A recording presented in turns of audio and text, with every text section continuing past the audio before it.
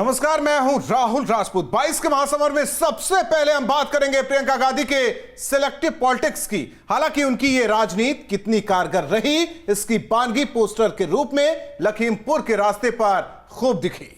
नमस्कार, मैं हूं आशीष पांडे। 22 के महासमर में आपको दिखाएंगे कैसे एसपी अध्यक्ष ने मर्सिडीज बस पर बैठकर रथ यात्रा की शुरुआत कर दी। वो जनता के बीच जाकर खोए जनाधार को तलाशने की कोशिश करेंगे, लेकिन चाचा शिवपाल को उन्होंने साथ नहीं लिया, लिहाजा चाचा अलग रथ पर मथुरा से चुनावी बुगल फूंक दिए हैं।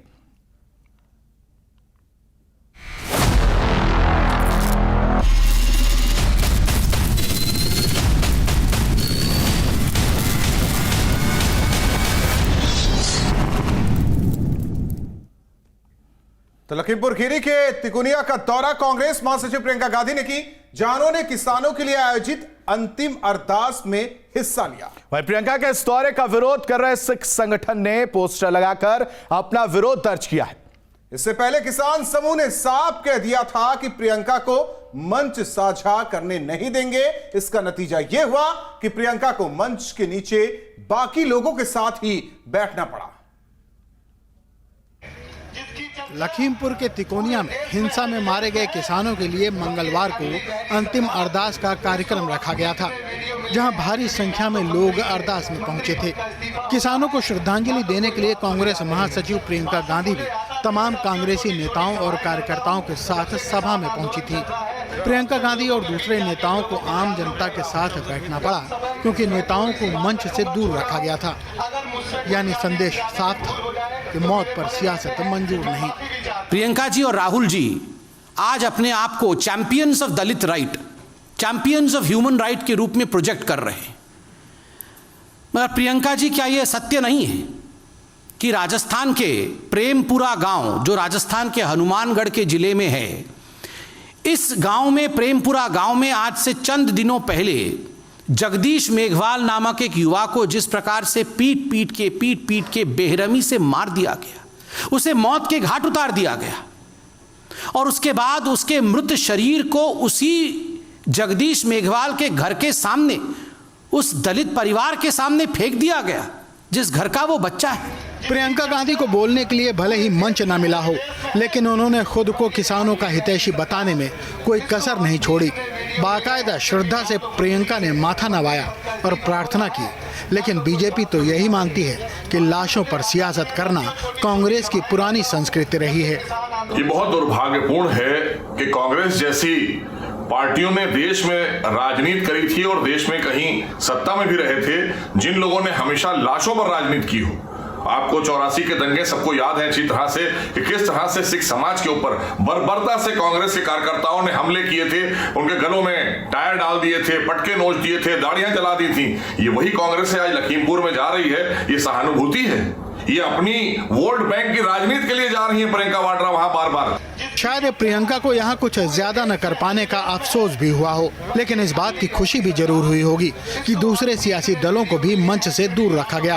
अब तो अंतिम अरदास भी हो चुकी है, लिहाजा प्रियंका के दिमाग में लखीमपुर पर टिके रहने का अब कुछ नया प्लान जरूर चल रहा होगा, जिसका खुलासा जल्द ही सामने आएगा। Team news state. वहीं अगले साल यानी 2022 में होने वाले विधानसभा चुनाव को लेकर सियासी हलचल तेज हो चुकी है। राजनीतिक दलों ने अपनी बिसात बिछानी शुरू कर दी है और जनता के बीच पैठ बनाने के लिए मास्टर प्लान भी तैयार किया गया है। वहीं प्रदेश में अपने मिशन विधानसभा चुनाव 2022 को लेकर समाजवादी पार्टी ने भी कमर कस ली है। अपने खोए हुए राजनीतिक जनाधार को दोबारा से वापस लाने की कवायद में जुटी है समाजवादी पार्टी का चुनावी रथ निकल चुका है। मिशन 2022 फतेह करने के लिए समाजवादी पार्टी के राष्ट्रीय अध्यक्ष अखिलेश यादव ने कानपुर से विजय यात्रा शुरू की। विजय यात्रा में समर्थकों की भारी भीड़ उमड़ पड़ी। अखिलेश 2 दिन में 190 किलोमीटर की यात्रा में 4 जिलों का भ्रमण करेंगे और इस यात्रा के जरिए अखिलेश यादव कानपुर और बुंदेलखंड का दौरा करेंगे, जो एक दौर में बीएसपी का गढ़ माना जाता था, लेकिन अब यहां बीजेपी का दबदबा है। और ऐसे में कानपुर बुंदेलखंड इलाके में एसपी के लिए बंजर पड़ी राजनीतिक जमीन को अखिलेश क्या सियासी उपजाऊ बना पाएंगे? वे यह रथ चलेगा इसलिए कि किसानों का सम्मान हो, किसानों का हक उन्हें मिले, नौजवानों को नौकरी और रोजगार मिले।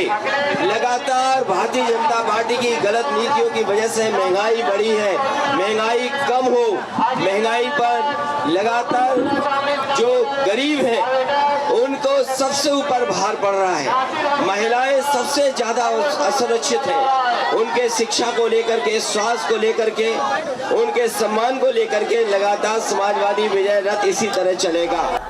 मिशन 2022 में जुटे अखिलेश यादव कानपुर के जाजमऊ से रथ पर सवार होकर कानपुर नगर, कानपुर देहात, जालौन और हमीरपुर जिले के विधानसभा क्षेत्रों में जाकर एसपी के बिगड़े सियासी समीकरण को दुरुस्त करेंगे।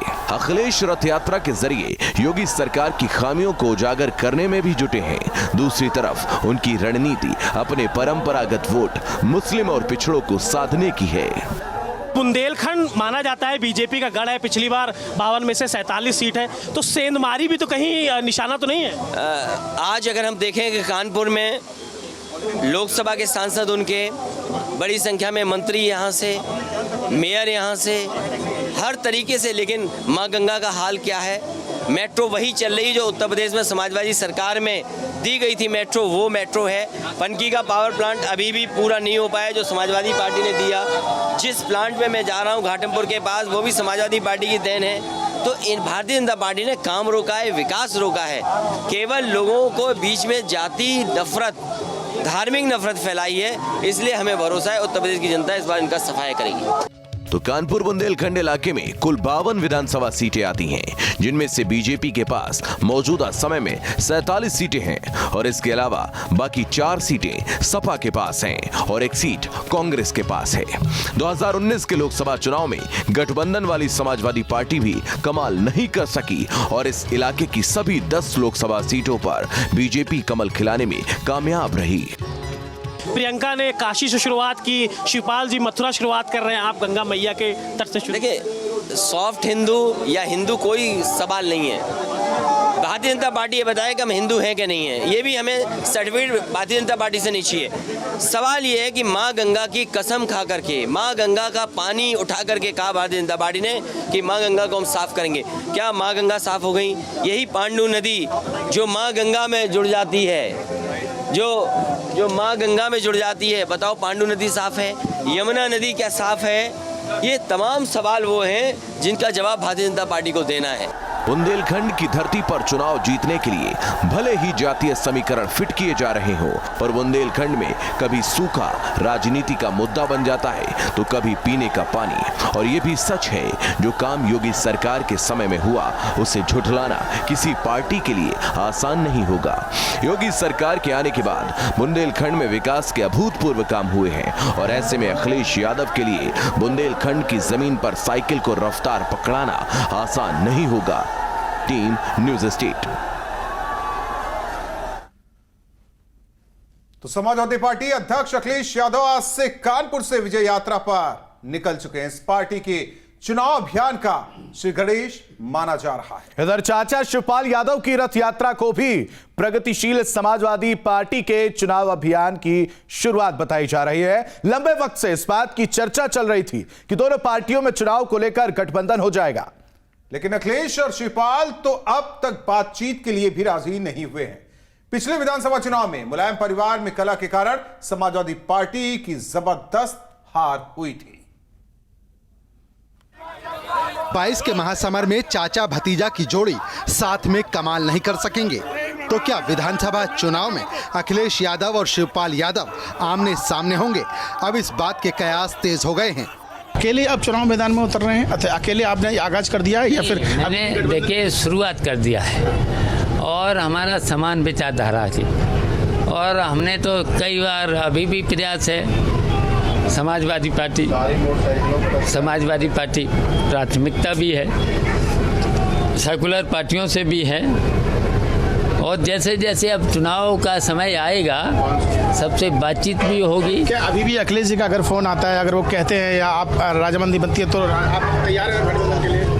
बिल्कुल बिल्कुल हम वो कहें, अगर हमारे लोग जितने साथ हैं, जितने भी जीतने वाले लोग हैं, हमारे जितने भी सम्मानित नेता हैं, उनको एडजस्ट करें, मैं तैयार हूँ।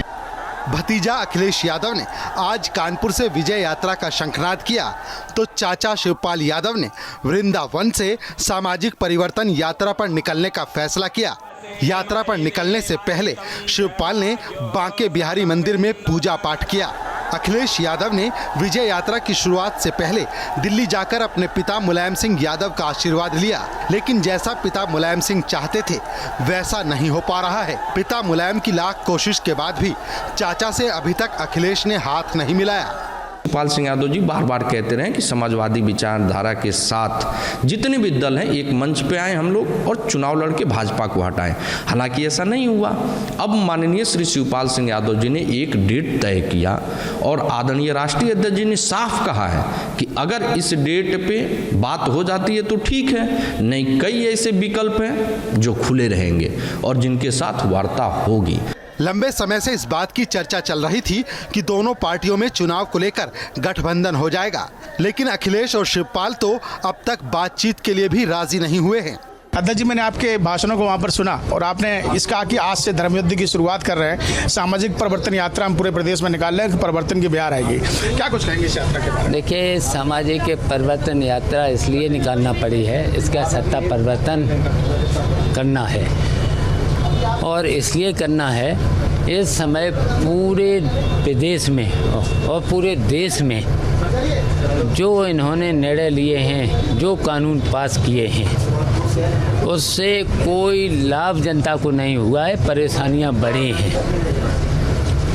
तो पूरे देश की और प्रदेश की जनता बहुत ही चिंतित है, टेंशन में है, तो इसलिए मैं निकल पड़ा हूँ। अब पिछले विधानसभा चुनाव में मुलायम परिवार में कलह से समाजवादी पार्टी की जबरदस्त हार हुई थी, लेकिन शिवपाल और अखिलेश के अलग अलग लड़ने से दोनों को बहुत नुकसान हुआ। शिवपाल की पार्टी के कारण लोकसभा चुनाव में राम गोपाल यादव के बेटे चुनाव हार गए। शिवपाल और अखिलेश के बीच समझौता हो जाए, मुलायम ने कई बार प्रयास किया पर अब तक बात नहीं बन पाई। आज के दिन ही जब चाचा और भतीजा 22 के महासमर का आगाज कर रहे हैं, तो सवाल उठ रहे हैं कि क्या अब चुनाव में भी दोनों आमने सामने होंगे।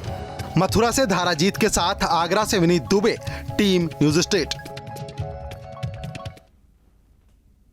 तो 22 के महासमर में वक्त है एक छोटे से ब्रेक का, लेकिन उससे पहले नजर हेडलाइंस पर।